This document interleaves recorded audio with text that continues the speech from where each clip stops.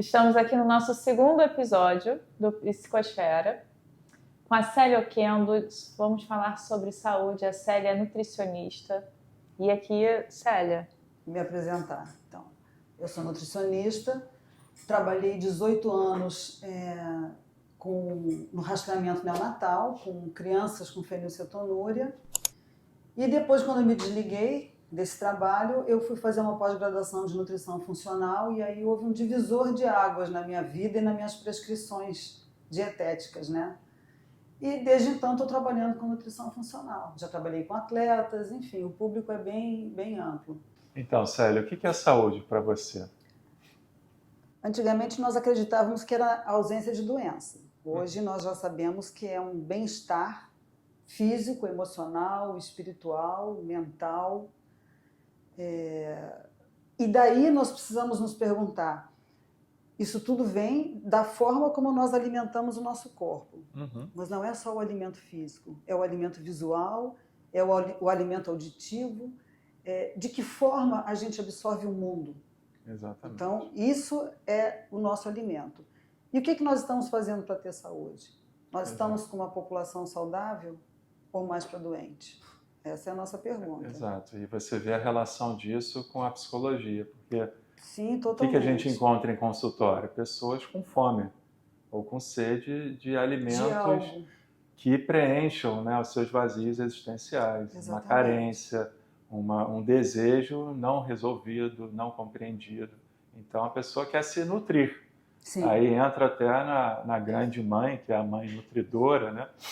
E dependendo do que a pessoa tem emocionalmente, a carência emocional, ela busca determinados alimentos. Por exemplo, os alimentos doces. Eu tenho uma carência de ser amado ou de ser amada. E você busca esse doce na comida. E a gente observa. Ou uma pessoa que gosta muito do conhecimento, de estudar, de aprender e tal, ele quer o sal, né? Representa essa coisa assim do conhecimento. Então a gente tem também na psicologia muito alimentos simbólicos. Né? É interessante muito essa visão, simbólico. que dentro da nutrição a gente não pensa dessa forma, né? É muito interessante. Tem alimentos que são mais fogo também, né? As pessoas que são mais irritadiças, né? Então tudo isso faz sentido. E como que você percebe essa questão do vazio, sabe, Célia, o vazio existencial na alimentação quando você está com um paciente, assim? Eu percebo que é um paciente que está normalmente obeso ou com sobrepeso e vem de uma luta muito grande para conseguir reverter esse quadro, só que ele busca o caminho equivocado. Qual é o caminho equivocado, muitas vezes? O caminho da contagem calórica. Porque houve uma época em que se acreditou que bastaria fazer uma contagem calórica. Bom, se fosse só isso, não precisaria um nutricionista, bastaria um matemático para calcular uma dieta, se é só uma questão matemática. Exato. Né? Então, o corpo humano não é um calorímetro, ele não é um aparelho para medir a caloria. O corpo humano é complexo. Então, qual é o impacto daquele alimento no seu organismo? 100 calorias de brócolis é a mesma coisa de 100 calorias de leite condensado? Vai ter o mesmo impacto no seu organismo? É lógico que não. Então, qual é o poder de termogênese que esse alimento tem? Então, normalmente eu vejo as pessoas chegarem, elas estão viciadas nos produtos alimentícios ultraprocessados e elas querem, porque me pedem, o seguinte: doutora, eu não abro mão do meu pãozinho francês, então faz uma conta para eu poder comer meu pão francês. Não existe. E você tem que ser muito sincero com o paciente. Olha, não é desse jeito que eu trabalho. Isso vai ser frustrante para você e para mim. Então você pode buscar outro profissional. Eu não trabalho dessa forma. Ana, nas minhas prescrições não tem pão. Sim. Não tem. Se o paciente quiser comer pão, é por conta dele. E tudo bem, mas como eu não vou prescrever álcool para o paciente. Me perguntar se álcool é saudável? Não é. As pessoas utilizam recreativamente, mas não é saudável. Você vê que interessante, né? A pessoa busca um nutricionista porque já com ela uma está decidida ideia... em, não, eu preciso cuidar da minha saúde. Sim. Quero emagrecer, quero inserir bons alimentos e tal. Mas, ao mesmo tempo, ela fica dividida, porque ela quer negociar com o nutricionista os ela seus já vem desejos, com uma ideia pré-concebida. Mas aí nós precisamos compreender que essa pessoa, ela também é vítima de uma gigante poderosa que é a indústria alimentícia e a farmacêutica também. A indústria alimentícia, ela descobriu que juntando a gordura com o carboidrato, ela vicia o ser humano, porque você tem uma enxurrada de dopamina quando você come esse alimento, você está lidando com o centro do vício. Você tem uma enxurrada de dopamina e a pessoa entra em êxtase mesmo. Tem o ponto do êxtase. Os engenheiros, nós estávamos até comentando agora há pouco, os engenheiros de alimentos, eles ficam estudando para saber qual é o equilíbrio perfeito entre gordura, carboidrato, acidez, sódio, para dar o ponto do êxtase. E você vê que, às vezes, em muitos programas você vê isso, a pessoa comendo, enfiando o alimento boca abaixo, numa quantidade fora da capacidade de mastigar adequadamente, e chegam a fazer assim. Aquela pessoa que se alimenta e fica... Eu acho que eu sou um pouco assim. Ele come já. Eu sinto muito prazer Você em está determinados entrando, alimentos. mas depende do alimento que você come. Sim. Então, a indústria ela criou isso, esse alimento que... Por que a indústria quer vender? Ele quer ter lucro. Não interessa como. Sabe o que eu achei... Desculpa. Sim, pode falar. Sabe o que eu achei muito interessante no que você falou da forma de prescrever, né? Porque, assim, hoje em dia as pessoas, os nutricionistas, até uma chamada, né? Às vezes no Instagram, faço você emagrecer sem eliminar o seu pãozinho. E, ok, é uma coisa legal, né? A contagem calórica vai fazer. Mas o que eu achei interessante é porque, assim, você vai dar... as pessoas te buscam querendo saúde, né? E aí você vai oferecer uma forma deles alcançarem saúde. Qualquer coisa fora é uma escolha deles. Porque tem uma questão também de, olha, eu quero saúde, mas eu quero que você legitime as minhas escolhas. É uma forma de você terceirizar as suas escolhas. Tem paciente que pergunta qual vai ser meu dia de libertinagem. Ele pode escolher, porque é a vida dele. Mas não jogar a responsabilidade da escolha. Exatamente. Mas eles também são levados a pensar dessa forma. Nós vivemos uma sociedade, Ana, vocês como psicólogos vão concordar com isso, em que nós pensamos que fazemos escolhas, mas nós não fazemos escolhas. Sim. A cor que nós usamos, a bolsa da moda, a blogueira falou. Então nós somos o tempo todo levados a escolher aquele determinado produto. E é assim na indústria alimentícia. E também o paciente acredita que ele chega às vezes com os exames laboratoriais que estão dentro do padrão, dentro da curva. Mas, doutora, isso aqui diz que o triglicerídeo pode ser até 150. Tem laboratório que bota até 200, quando nós sabemos que o ideal o normal é ficar abaixo de 100. Olha só. Entendeu? Então, essa curva do laboratório, que tem esse lastro muito grande, leva o paciente a acreditar que ele bioquimicamente está saudável. E assim mesmo ele chega muitas vezes com uns exames bioquímicos muito superficiais. Glicose, creatinina, ureia, um perfil lipídico, um hemograma, uma partezinha hormonal ali da tireoide, gama-GT, ou TGP-TGO, às vezes nem gama-GT pede, e só. Isso aí te dá uma ideia muito superficial de como está a saúde desse paciente. Eu fico impressionada, você sabe o que me impressiona muito é ver um médico pedir uma glicose e não pedir uma insulina. Sim.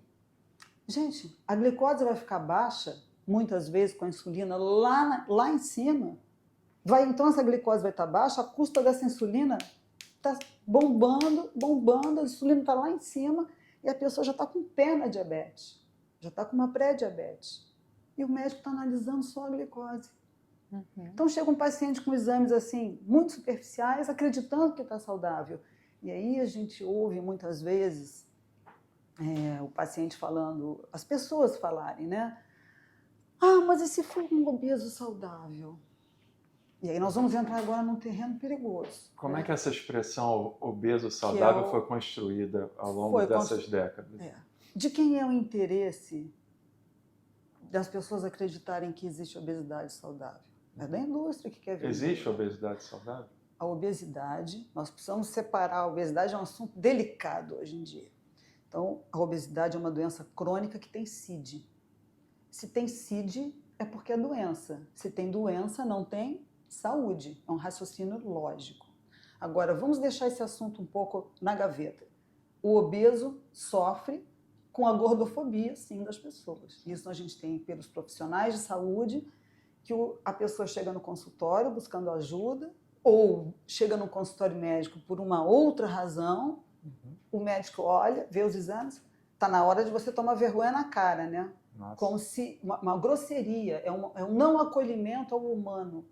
Né? Você precisa entender que ali tem uma pessoa, tem um ser humano com uma história, que muitas vezes essa programação metabólica iniciou no útero, que a sua mãe não fez uma gestação bem cuidada, então já começou essa programação metabólica para ele ser obeso, para ele ser um compulsivo, já começou lá intraútero. Sem dúvida. Então, como é a história desse paciente? Normalmente é uma história de muito sofrimento. E a nossa sociedade precisa sim acolher. Então, nós temos que ter cadeiras maiores, portas maiores, espaços maiores nos meios de transporte. Enfim, nós temos que acolher a pessoa que está com sobrepeso, que está obesa. Da mesma forma que nós temos que acolher a pessoa que tem alguma deficiência física. E nossa sociedade é muito difícil, muito cruel para isso. Nosso mundo não é construído. Tenta andar com uma cadeira de roda aqui nessa pedra portuguesa. Sim. Isso é uma coisa insuportável. Entende? Então, como é que esse obeso está sendo acolhido? Então, isso que eles reclamam da gordofobia existe sim. Agora, não é uma questão de forma do corpo. Cada um tem a forma que quiser, todos os corpos são lindos. Não existe isso. Como é que eu vou impor o meu padrão de beleza? Eu tenho um padrão de beleza, um corpo que eu acho bonito, mas eu não sou régua. E mesmo que eu fosse régua, quando você é régua para medir um mundo, dificilmente você mede alguma coisa maior do que você. E está cheio de pessoas maiores do que nós, não fisicamente, mas, enfim, não vamos entrar por esse terreno. Então, de que forma você está lidando com esse obeso? Agora, paralelo a isso, a pessoa precisa compreender que ela tem uma doença crônica, que é a mãe de uma série de doenças.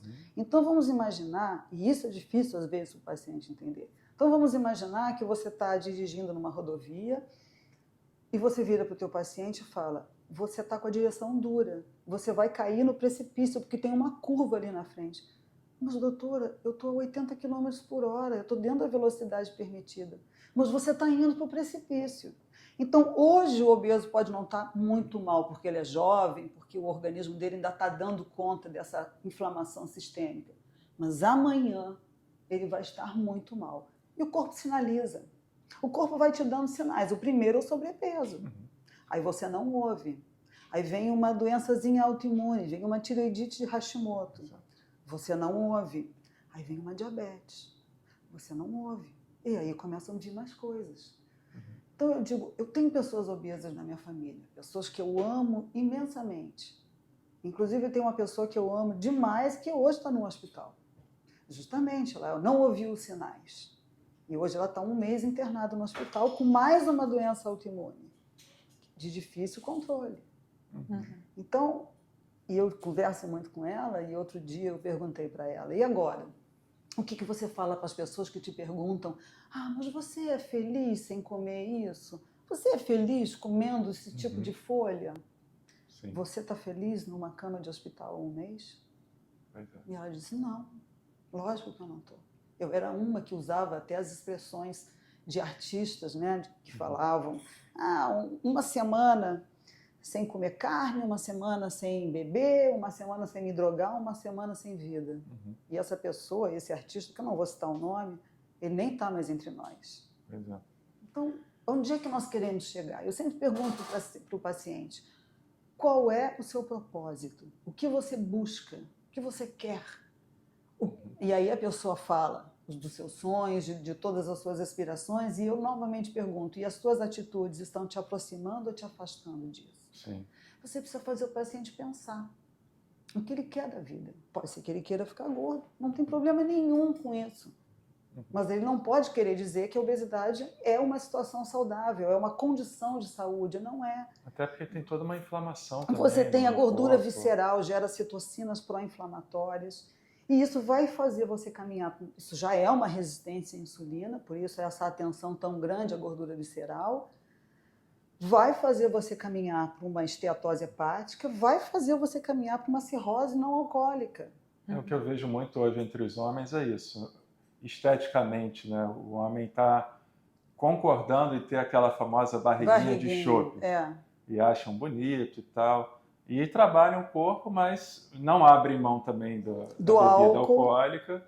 Obviamente vai gerar uma gordura abdominal ali pelo excesso de calorias e carboidratos. Sim. E fora o próprio inflamação, álcool. né? E isso está virando assim, uma coisa aceita e até cultivada. Vou cultivar minha barriguinha de chope. O que você acha disso, Célia, olhando para isso como uma questão de saúde? Então, já é um equívoco. Porque, Ricardo, todos nós queremos ser felizes. Todos nós buscamos a felicidade, buscamos o bem-estar. Mas, como diz um velho amigo nosso, citando o professor Hermógenes, todo mundo também quer entrar no céu como o diabo gosta. É verdade. É possível? Não é possível. Isso vai ter uma consequência no futuro.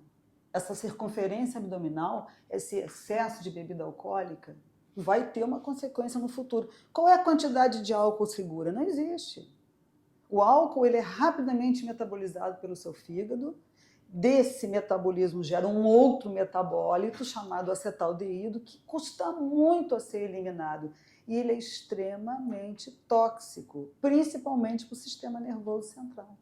Mas não é só o álcool e o açúcar. O açúcar é a maior neurotoxina da atualidade. Lembrando que o álcool vem da cana de açúcar. Sim. Então, tudo que, a não ser a intoxicação, fora a intoxicação aguda que o álcool pode dar, tudo que o álcool pode causar no seu organismo, o açúcar também vai causar. Ele vai também te levar para uma cirrose, lá no final. Então, essa barriguinha, seja pelo álcool, seja por excesso de carboidratos, vai te levar para um lugar onde você não quer estar. Agora, o problema é esse, que a pessoa quer brincar, quer comer toda sorte de produto alimentício, quer se drogar, fazer da sua vida o prazer imediato. Sim. Exato. As pessoas buscam o prazer imediato. Essa sociedade hedonista, né? Hedonista. Onde o prazer está aqui agora, eu tenho ideias, né, do meu futuro, mas está muito longe. Né? É algo Para o jovem, principalmente. Como se a gente não tivesse a responsabilidade por traçar o caminho que a gente quer. Né? Depois eu vejo. Só que se a conta chega, e a conta é cara, eu posso falar por mim, eu não tenho cacife para bancar essa conta. Então, eu já bebi, já ingeri álcool, já comi bobagem, já comi brigadeiro, lógico, se tiver uma festinha infantil, pelo menos um eu vou botar na minha boca, porque eu ainda tenho aquela coisa da nossa infância. Mas é uma escolha sua. Por isso que eu acho que eu achei interessante, né, a forma como você colocou, olha, isso daqui é saúde, qualquer coisa ao contrário não é, mas é uma escolha sua. É uma escolha sua. Né? Então, eu vou comer um brigadeiro, né, eu vou ingerir álcool, ok, você tem que ser responsável, porque o que eu vejo hoje, psicologicamente, nas pessoas é uma falta de responsabilidade com a própria vida. Exato. Né? Então, é difícil as pessoas verem que as atitudes dela hoje estão linkadas em alguma coisa no futuro, como o do passado hoje. Né? Sim. É a falta de responsabilidade. Então, eu estou aqui, o importante é que agora eu quero uma coisa lá na frente, mas eu não vou me organizar para isso. E aí, quando você tem, não, isso daqui é saúde, isso daqui não é, você vai avaliar. É um momento presente, não é nem a ansiedade pelo, né, que vai acontecer, nem uma depressão ali pelo passado. Você está aqui agora. O que eu vou fazer? O que é importante para mim hoje, né? Por exemplo, eu não ingiro leites e derivados, mas se minha enteada me dá o primeiro pedaço do bolo dela... Você vai aceitar. Porque o que está em jogo ali? Exatamente. Né? Então, aí você avalia, certamente. Eu estou no momento presente, eu posso ter um discernimento. Exatamente. E a escolha é minha. Eu estou presente naquela escolha, eu vou aceitar. Né? Mas isso depois eu mudo a minha atitude. Porque nesse momento o humano importa mais. Exatamente. O amor que você tem por essa pessoa. E o que isso vai representar para essa pessoa. Uma negação desse pedaço. Isso é mais importante. Não vai ser esse pedacinho de bolo que vai alterar a tua saúde. Exatamente. E aí o que acontece? Com essa responsabilidade, né, eu tô apta para várias decisões da minha vida. Eu acho que a forma como a gente escolhe o alimento fala muito da nossa... do nosso padrão psíquico, como a gente lida, né? Certamente. Então, aquela pessoa, aquela criança que já vai na festinha e leva um bando de doce, você vê o medo da falta, né? Ela tá ali querendo, ela tá pensando que pode faltar lá na frente ela querer. E o quanto isso assim, você não se dá conta disso, né? É inconsciente, completamente inconsciente. Sim. Então, por isso que eu digo, é por isso que eu acredito muito do trabalho da nutrição junto com a psicologia, especialmente para as pessoas que são obesas. Na cirurgia bariátrica, se não tiver um trabalho psicológico, você vê que a maioria não tem sucesso, tem um reganho de peso. Sim.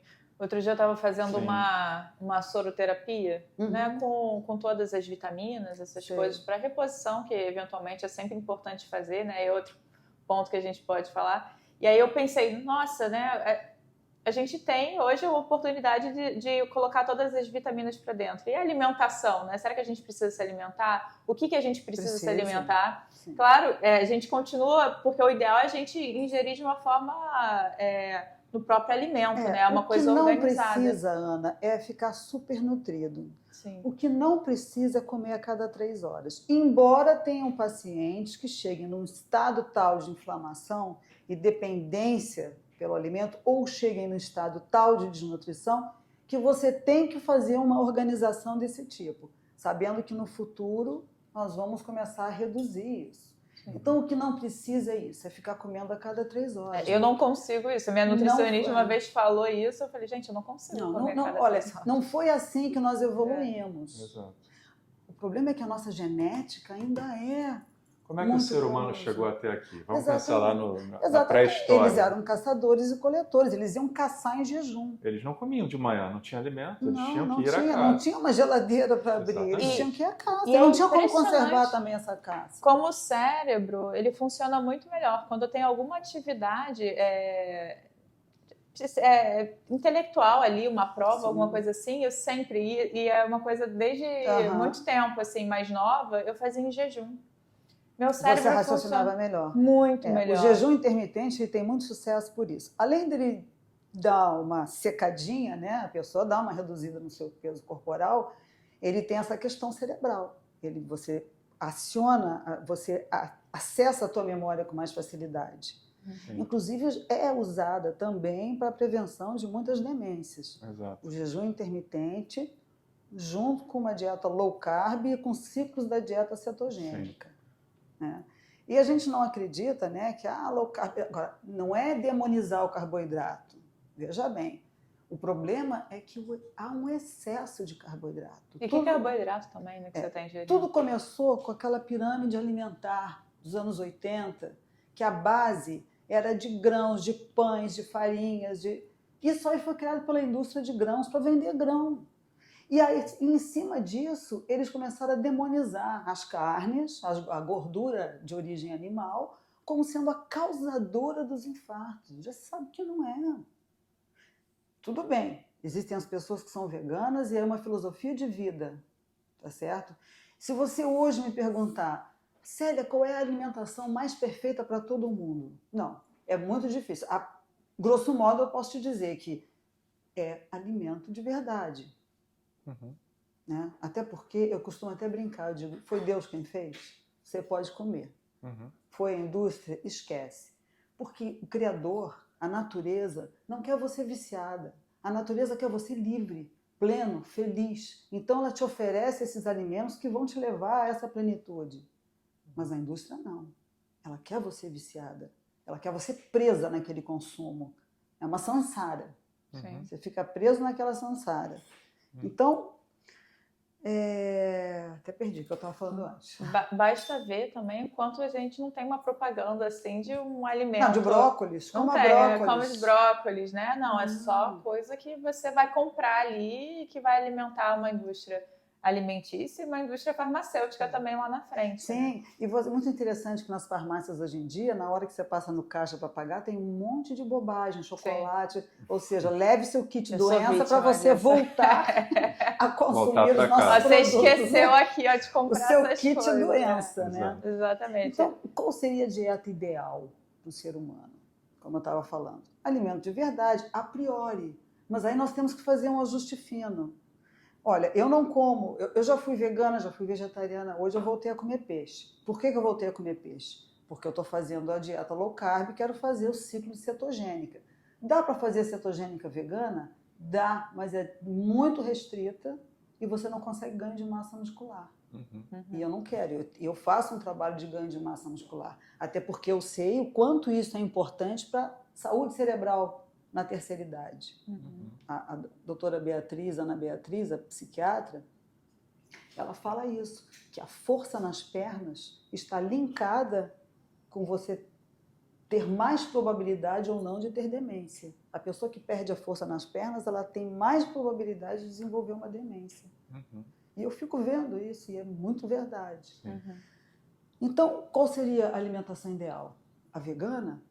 Pode ser para você, pode não ser para mim. Sim. Tem pessoas que não se adaptam à alimentação vegana. Tem uma questão de respeito, né? Tem uma- Assim, é. a cada um, por exemplo, até a questão do jejum. Tem pessoas que acordam já com fome. Sim. Acordam porque tiveram fome, né? E talvez para essas pessoas, essas pequenas porções sejam interessantes. Mas para outras, não. É. Eu já não consigo Embora isso. essas pequenas porções, eu particularmente, enquanto Não nutricionista, funciona. não sou favorável, porque não tem necessidade de você ficar mantendo, estimulando a tua É insulina. uma forma tanto de assim. viciar também, não é? Assim, pequenas doses. Sabe, porque antigamente se acreditava que se você ficasse um longo período sem comer, quando você come, aí você faz um pico muito grande de insulina, aquilo ali vai jogar todo esse nutriente dentro da célula de gordura, e esse período sem se alimentar faz o teu metabolismo abaixar, mas a coisa não funciona tão matematicamente.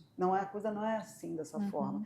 Então eu sou muito favorável, sim, ao jejum intermitente. Mas é para todo mundo? Não, não é para todo mundo. Tem paciente, por exemplo, que tem compulsão e se iniciar um jejum intermitente pode aumentar a compulsão dele. Então, cada caso é um caso. Sim. Se você me perguntar, me diz uma dieta boa para todo mundo, que dá para todo mundo fazer, é a dieta mediterrânea. É bem saudável. Então, óleos, as gorduras boas, Sim.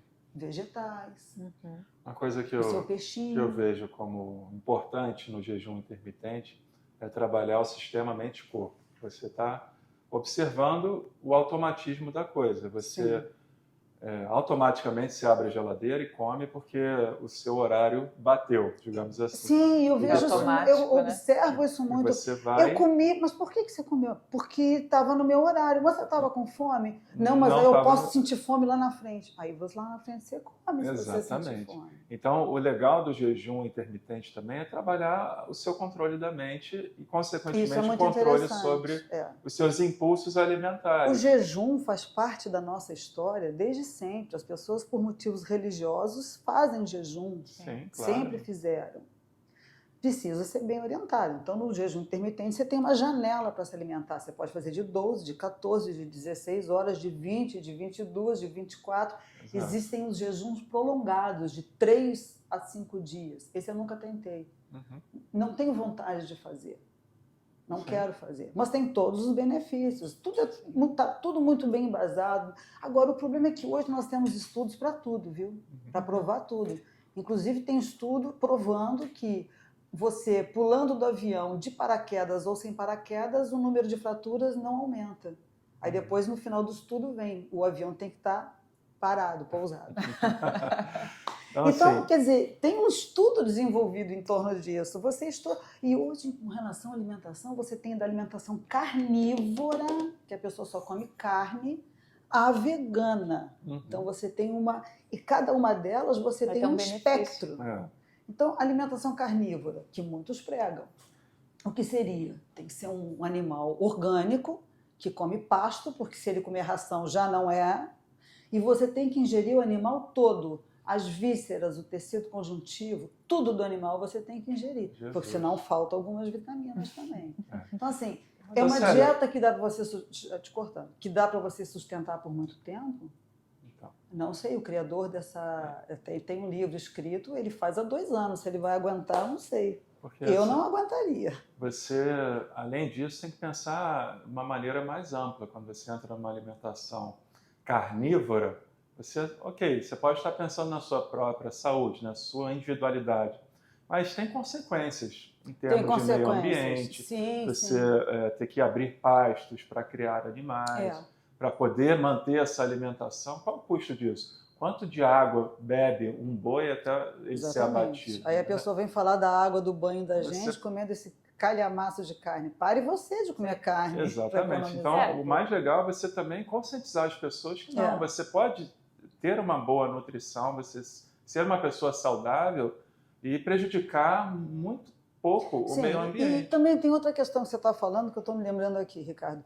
O paciente pode chegar para mim no consultório, a priori o nutricionista tem que fazer qualquer dieta que ele peça, mas eu não faria, eu não prescreveria uma alimentação carnívora, porque eu não acredito. Eu não acredito que isso seja saudável. Sim. Então, se o paciente me pedir, eu vou encaminhá-lo para um outro profissional, porque Exato. eu também não quero me violentar. Exato. Eu não como carne, a não ser de peixe, mas o peixe também sofre, eu sei. Eu não como carne em função do sofrimento animal. Porque quem já viu um abatedouro nunca mais come carne. Exatamente. Eu não consigo pensar que eu estou causando sofrimento a um animal. Isso pode ser até motivo de chacota para muita gente. Sim. Isso na rede social é um assunto que inflama de uma tal forma, né? E as pessoas vêm te provocar. Eu digo, olha, se você come carne, ok. A maioria das pessoas que eu como... Sim, e não tem problema nenhum, né? Assim, a questão é isso, eu acho que é a responsabilidade, né? Você saber exatamente o que você faz, porque nas nossas relações pessoais, a gente acaba projetando no outro coisas que a gente faz. Exatamente. E aí a gente olha para o amiguinho ali, olha, você faz isso de errado socialmente, você não pensa no futuro, E a gente, na nossa alimentação, em vários aspectos, não falando da carne, mas do açúcar, por exemplo, me assusta a quantidade de pessoas diabéticas que querem ainda comer o brigadeirinho. E comem. Né? Então, assim, as escolhas, né? Também a gente... Já vou te cortar, né? Eu fico toda hora te cortando. Tem problema. Mas isso também a gente tem que pensar o seguinte, existiu ainda... Teve uma época que houve o boom da contagem de carboidratos para o diabético. Então, é um livro onde você até tem a quantidadezinha de um carboidrato simples que você pode comer. Lógico que eu não acredito que isso possa ser saudável. Porque qual é o meu objetivo com o diabético? É que aquela doença seja revertida. Uma vez diabético sempre. Tá? Mas você pode ser um diabético que está com todos os exames bons e não toma mais nenhuma metformina na sua vida. E a gente consegue isso com uma alimentação low carb. Não é no carb, é low carb. Sim. Onde você tira alguns carboidratos que realmente são mais... tem um índice glicêmico, uma carga glicêmica maior. E eu entendo também que essas doenças não aparecem por acaso. Assim, a pessoa, às vezes, ela precisa realmente trabalhar a questão da disciplina, da teimosia sobre determinados assuntos. Agora, a vida dela está posta à prova. Ela está em risco de vida. Se ela manter o mesmo padrão, os velhos hábitos, e não tentar fazer essa transformação, ela vai sucumbir, ela vai morrer. E vai fatalmente. E tem aquelas pessoas que ainda dizem que mas eu vou morrer feliz. Okay. E aí a gente fala da questão do... Será mesmo? A gente entra na questão do desvalor, né? Isso. Porque a questão do alimento, como o Ricardo falou, antes, né, está em muita relação com a questão do materno, complexo materno, né? A gente se alimenta pela mãe ali, no início na vida intrauterina, a gente está ali, eu e a mãe somos um, né? Você está ali, não existe fome, porque o tempo inteiro a gente está sendo alimentado, nutrido. E o que a mãe ingere vai exatamente para o seu feto. E a gente então, a responsabilidade é muito grande. A gente já está registrando tudo aquilo. Então tem a responsabilidade, de repente até antes, né? A gente pensar também numa forma de preparar o corpo anteriormente para a gestação. Já fazemos isso. Porque é importante. Já fazemos essa preparação. Vamos lá, a mãe está nutrindo o tempo inteiro. Quando corta aquele cordão umbilical, é a primeira relação que a gente tem com o abandono. Sim. Todos nós temos alguma relação com o abandono. Ainda bem que a gente não tem consciência, né? Não se lembra conscientemente disso. Mas talvez seja... fica a impressão.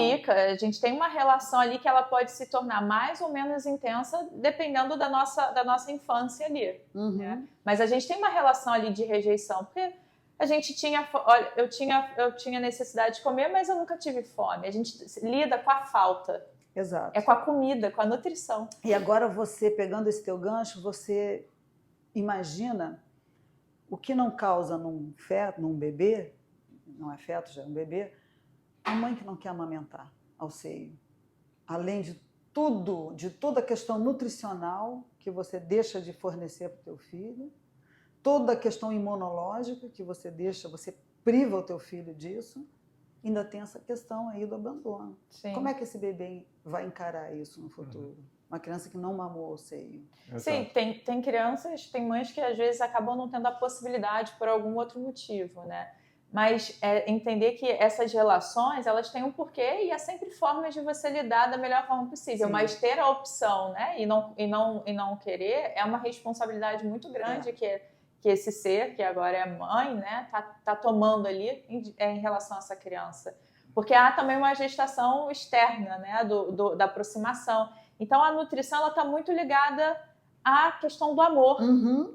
E a gente leva isso pela nossa vida. É o primeiro ato de amor que você dá a um filho, é amamentar. É o nutrir. Existem duas coisas que eu não esqueço da minha gestação e de quando o André era bebê, meu filho, e que eu tenho saudade. Uma é de sentir ele mexendo no meu ventre e o outro é de amamentar o seio. Sim. Porque é uma coisa muito gratificante para a mulher. Mas para a criança também, né? De alguma forma. Ali é a relação. E eu era toda ritualística, né? Eu ia sozinha para o quarto com o André, deixava a penumbra, preparava o seio, preparava ele. E ali a gente ficava, um tempo. Agora, uma outra coisa que eu observo também, a gente tem um tempo para isso. Tem uma hora que a criança vai crescendo, a partir, sei lá, de 2 anos, e que a amamentação no seio já é completamente obsoleta, mas até os 2 anos eu defendo. Até os 2 anos eu também defendo, com certeza. Sabe por quê, Ricardo? Porque leite bom para humano é leite humano.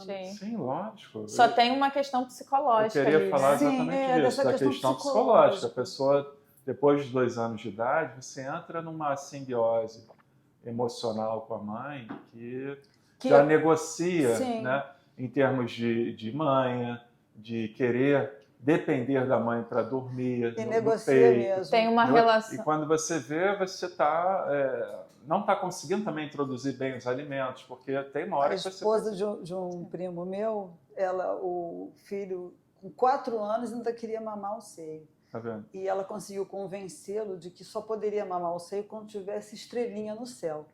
E um dia... Era meio-dia, ele estava tentando convencê-la de que tinha visto uma estrela no céu. Então, qual é a questão psicológica? Quando passa dos 2 anos, você vê que é uma dependência da mãe ali, né? Daquela relação, já não é mais da criança. Sim. Porque a criança está ganhando autonomia. É quando ela começa a controlar, né? O xixi, o cocô. Esfíncteres, e aí, você passa dessa fase, é como se, olha, você tem autonomia, mas você ainda depende de mim. A mãe não oferece essa autonomia para a criança naquilo que ela já pode. E com 2 anos, eles entram nessa adolescência, né? Que a gente brinca. E então, é a primeira fase que ele começa a querer fazer as suas escolhas. Né? Então, eu até aconselho, você coloca para o teu filho, você quer vestir essa roupa ou essa? Para ele achar que está escolhendo. Sim. E não impor. Né? Mas é interessante que agora a gente tem essa questão da amamentação até os 2 anos de idade. Você sabe que quando o André era bebê, o pediatra virou para mim, quando ele estava com 8 meses, e falou, agora chega de dar mamar no peito, porque senão vai hipertrofiar o vínculo mãe... Hipertrofiar o vínculo. Mas algumas mães querem isso, né? Aí que está a questão. E eu obedeci e comecei a tirar. E não foi legal, não gostei. 6 meses exclusivo é necessário, né, para a saúde, desenvolvimento do cérebro e tudo mais. Isso. E aí depois você começa a introduzir alimentos. E hoje em dia, antigamente, se fazia... Ruim falar antigamente, né? Mas na época, no passado... Era aquela coisa da papinha liquidificada. Hoje em dia não. Hoje em dia a criança tem que ter vivência com o alimento. Então ele pega a bananinha. É uma sujeirada, mas você tem que passar por essa fase.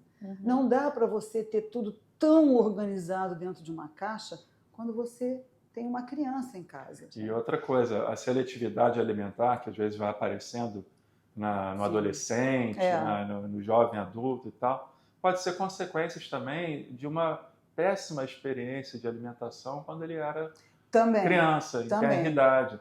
Imagina, os pais estão sempre brigando na mesa, discussões e tal, e ele está associando aquele conflito com o alimento que ele está comendo naquele momento.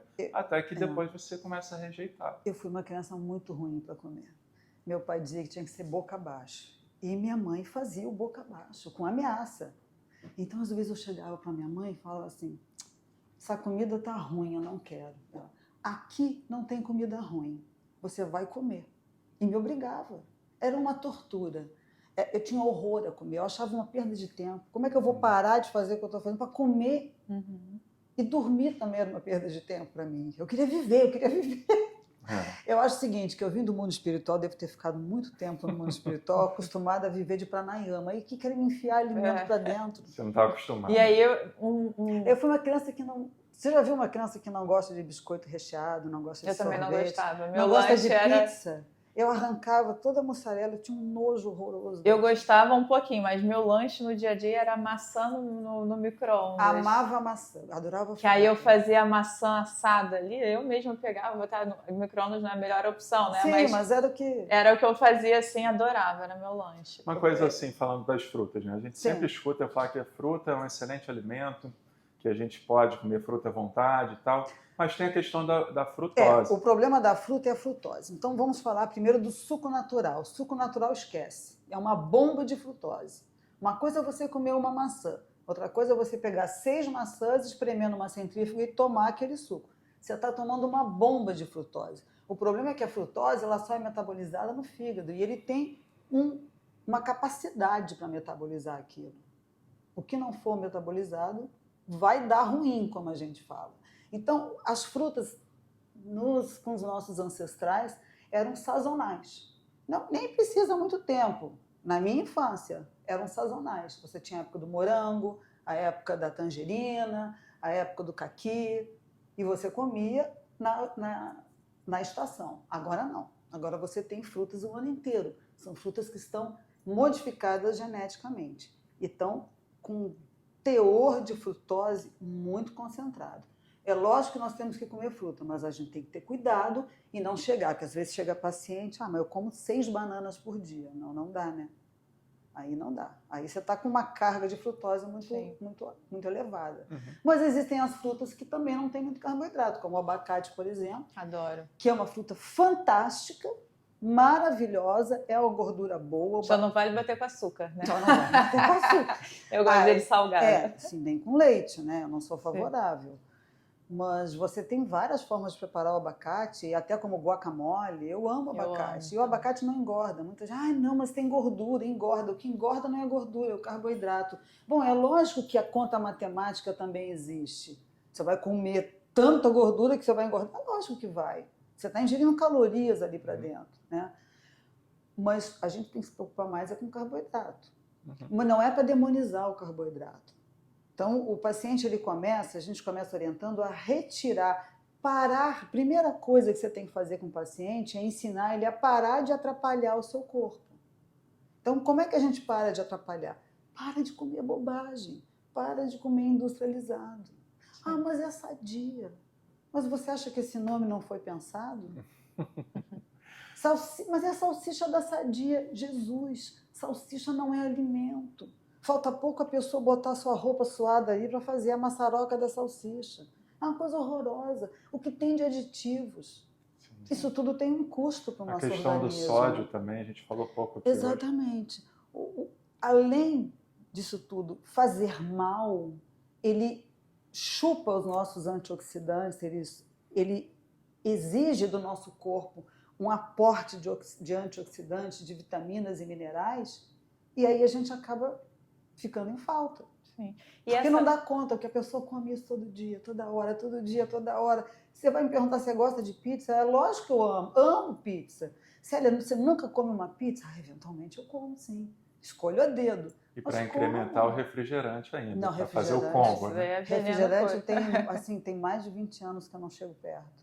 Eu não consigo achar saboroso. E a poderosa da lata vermelha, esse eu jamais gostei. A gente vê agora, né, essas questões que tem lá, INS, caramelo... Caramelo 4, tudo são aditivos e corantes, são corantes. Caramelo 4 é um corante, que vai fazer mal também. Sim, te intoxica. Né? Aí às vezes você vê aquele paciente que emagrece com uma contagem calórica, mas não muda os seus hábitos alimentares e ele chega no efeito platô. Chega um ponto que ele não emagrece mais. Porque ele tá intoxicado. E essa intoxicação, né, ela é capaz de trazer uma depressão química a longo prazo? Lógico. Uma depressão que se inicia, né, por falta exatamente. Eu costumo dizer que nós precisamos cuidar dos nossos 2 cérebros. Esse, da nossa caixa craniana, porque é ele que comanda a sua vida. Não adianta você enxergar, falar e caminhar se o seu cérebro não está funcionando bem. porque você não vai saber para onde você vai caminhar e o que você vai dizer. Então, aí nós temos as pessoas que estão demenciadas, elas continuam falando, enxergando, ouvindo, caminhando, mas sem um objetivo, elas não sabem mais, não têm mais o controle da sua vida. Então, este cérebro tem que ser cuidado. E o nosso segundo cérebro, que é o intestino. Há uma ligação direta entre os dois. Direta. Então, a gente costuma dizer, 80% da serotonina produzida no nosso organismo é no intestino. Mas essa serotonina é para uso do intestino, porque ela não passa na barreira hematoencefálica, agora tem até outro nome, que eu esqueci, o Joaquim sabe bem. Não é mais hematoencefálica. Mas o triptofano sim passa. E se você consome com uma microbiota patogênica, se você consome essa serotonina, daqui a pouco você vai começar a consumir o triptofano. E esse sim passa na barreira hematoencefálica para formar a serotonina. Então é importante. Isso é uma das questões. A outra questão é a saúde intestinal. As pessoas pensam que, mas eu evacuo todos os dias. Não, mas isso aí não quer dizer nada. Como é que está esse intestino? Ele está absorvendo o nutriente? Ou ele está deixando passar, ele está esburacado, ou ele está deixando passar moléculas, proteínas não digeridas. E aí a gente começa com uma série de problemas. Vamos supor, você tem que ter o teu intestino íntegro, com as vilosidades íntegras, com as suas junções numa distância correta, porque é ali que você vai absorver os seus nutrientes. Nutriente que vem de alimento é informação que você manda para dentro do seu organismo. Então, se você manda as informações erradas, você não vai ter a resposta que você quer. Sim. E pode deixar a gente mais irritadiço, sim, né? Mais para baixo. Nosso organismo ele é interligado, nós não somos só um cérebro. É como tratar enxaqueca tratando o sintoma.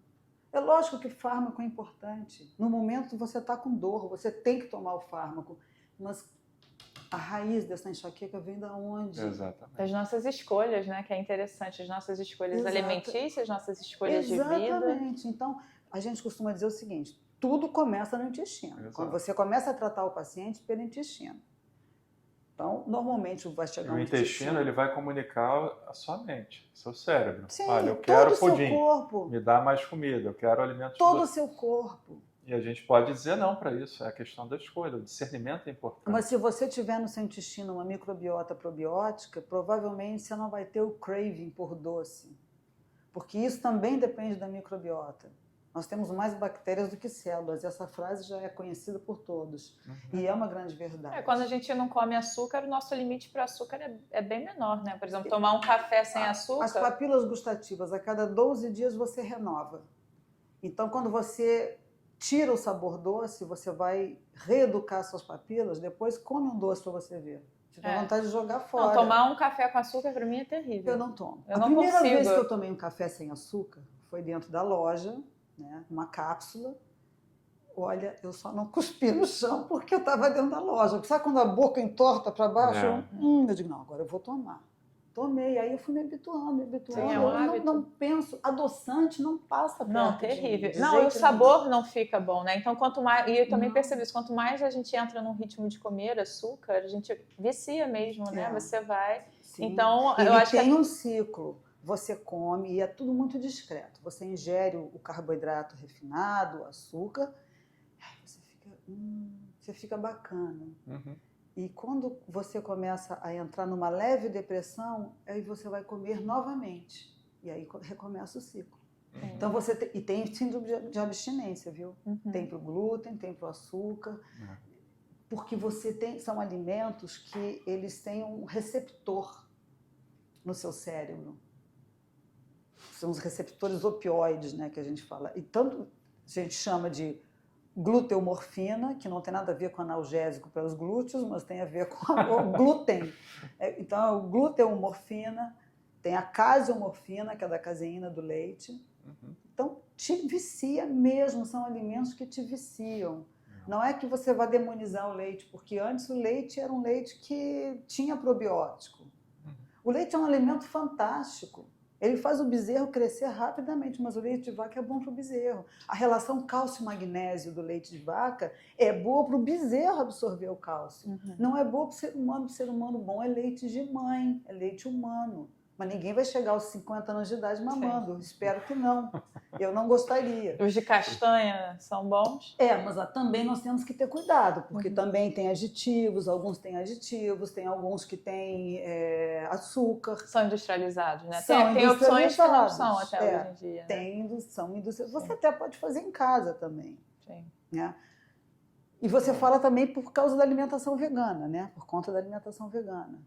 Que não vai utilizar nada de origem animal. Não, ele não utiliza nada. Mas como opção mesmo para a pessoa, né? Porque, assim, tem um conteúdo inflamatório o leite, né? Para o corpo, que também dá essa prostração. Existe uma proteína do leite de vaca, que é a beta-lactoglobulina, que nenhum ser humano tem enzima para digerir. Então, vamos imaginar o seguinte, tá? Você ingere o seu leitinho de vaca todo dia, e seu intestino está hiperpermeável, tá? Então, aquelas junções estão muito espaçadas, por uma série de razões, uso de anti-inflamatório, de antibiótico, estresse, falta de sono, uma série de razões vão esburacar esse intestino. E aí você está ingerindo aquela proteína que não é digerida. Então, ela vai passar por aquele espaço que está muito grande e vai acionar o seu sistema imunológico. Opa, entrou uma coisa que eu não conheço, porque o alimento é um grande desafio para o nosso sistema imune. Acionou o sistema imunológico. E ele vai e se gruda ali. Só que você não para de tomar leite e você continua acionando o seu sistema imune. E chama o sistema complemento e vai acionando, e vai acionando. E aí você forma uma coisa que a gente chama de imunocomplexo. É a proteína não digerida com o sistema imunológico agarrado ali. E aí ele vai passear pelo seu corpo. Vai buscar os lugares onde tem mais peroxidação. Aí começam as ites. Amidalite, otite, todas as ites que você pode imaginar. Só que você toma um remédio para silenciar e continua ingerindo esse alimento. E o seu sistema imune continua atacando aquele alimento. Só que aquele alimento, aquela proteína, está com o sistema imune e ele vai atacar o seu próprio sistema imune. Então, seu organismo se vira contra você. Aí vem a doença autoimune. Aí começam mais problemas. É interessante, então, né? Eu acho que para a gente concluir o quanto as nossas escolhas, né, de alimento, a forma, as nossas escolhas de vida. Sim, um professor meu da pós falava o seguinte, a cada garfada você está selando o seu destino. Sim. Então pense nas suas escolhas. E eu não digo só a cada garfada, a cada conteúdo que você bota para dentro de você. Que tipo de conteúdo você bota para dentro de você? Do que você se nutre? Do que você se nutre? É um conteúdo edificante? Para onde isso está te levando? Perfeito. O jovem tem muita pressa, né? Quer viver. O jovem quer viver, eu quero satisfação imediata. E se você não disciplinar a sua mente, você tem um órgão solto pelo mundo em busca de recompensa imediata, sem limite. Você precisa se disciplinar. Não tem outra alternativa. Vai lá para a terapia, se disciplinar. Vá para a terapia. E vai para nutricionista. Olha, o meu primeiro vestibular eu fiz para psicologia, viu? Porque eu amo psicologia. Aí não passei, aí descobri a nutrição e me apaixonei profundamente pela nutrição. Mas eu acredito no trabalho da nutrição com a psicologia, com o educador físico. É muito importante. Atividade física é fundamental. Nós não fomos feitos para ficar parados. Outro dia eu estava no consultório dentista com a mamãe, aí uma senhora, né? Esse pessoal adora puxar papo. Estava passando uma reportagem na televisão de um senhor de 70 e poucos anos que ele faz calistenia. O que esse homem faz eu não consigo fazer de jeito nenhum. Impressionante o que ele faz. Aí a senhora, esse negócio de atividade física, isso tudo é uma bobagem, porque a tartaruga quase não se movimenta e vive 200 anos. Eu digo, mas é da natureza da tartaruga. O ser humano não foi feito para ficar parado. Sim. Nós não somos tartarugas. Nem dentro do casco, né? Dentro de casa, esperando. E você pode ver que na natureza, a natureza é sábia. Os animais. Existe animal obeso? Não pode me dizer que elefante é obeso, porque não é. Só nem se for o cachorro, porque o dono então, da natureza. Na natureza não tem. Sim. Onde é que tem animal obeso? Dentro das casas. Dentro da nossa casa. Porque nós estamos adoecendo os nossos pets, nós estamos adoecendo as nossas crianças. Porque nós já temos criança com diabetes tipo 2, que é um diabetes adquirido. Não, é o tipo 1, que é insulino Genético. dependente, exatamente. Diabetes tipo 2. Eu estava falando com o Ricardo, intraútero você já forma a placa de ateroma no feto. Então nós temos uma responsabilidade muito grande quando a gente... Eu costumo dizer que ter filhos não é para qualquer um, não é para todo mundo, gente. Tem pessoas que realmente não nasceram para ser mães e pais, porque você tem que abrir mão de muitas coisas. Sim, Pela fazer boas saúde, escolhas. Né? Isso. pelo seu filho. Bom que a gente já tem, então, um tema para o próximo Temos podcast. sim, que, olha, hoje foi só um voo muito panorâmico Foi ótimo, e a sério, gente muito precisa aprofundar alguns temas. certeza. Eu acho que é muito interessante. Muito obrigado. Obrigada, viu, pela Eu que sua agradeço a participação. oportunidade de estar aqui, de falar um pouquinho de nutrição. Isso aí. Eu gosto de falar sobre nutrição. Dá Que para bom. ver. Eu Que gosto mais bom. de falar do que Com de atender. certeza. Eu sabia? adoro.